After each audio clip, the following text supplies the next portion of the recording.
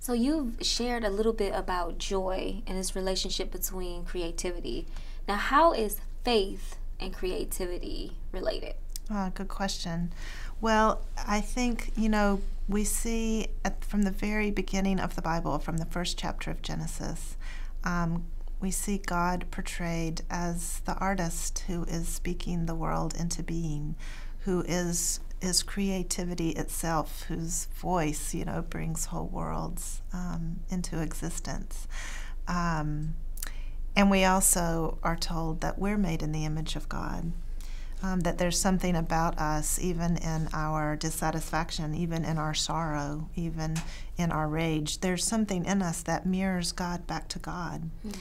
And so if we're made in God's image, if we're made in the image of the God who created the world, then those moments when we feel the most creative, the most imaginative, are the moments when we're really reflecting our creation in the image of God.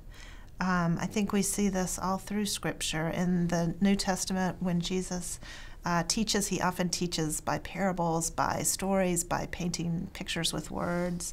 When he talks about the kingdom of God, he doesn't say the kingdom of God is something. He says the kingdom of God is like. It's like the yeast a woman stirs into her flour to make bread. It's like a net that a fisherman throws into the sea and brings up all sorts of fish. It's like a pearl hidden in plain sight among other pearls. And I think Jesus invites us not to learn the right answer to the question of what the kingdom of God is, but he's trying to unlock our imaginations as well. What is it like? Look around, look at your life, look at your world, and see, out of that, what is the kingdom of heaven like? I think we focus so much in our culture on religion and belief. Mm-hmm. But imagination, I think, is just as important as belief. And in fact, belief depends upon imagination. We love a God we can't see, and we feel the claim on us of texts that are very ancient and very distant from us in many ways. And yet, through our imaginative engagement with them, they come to speak to our lives.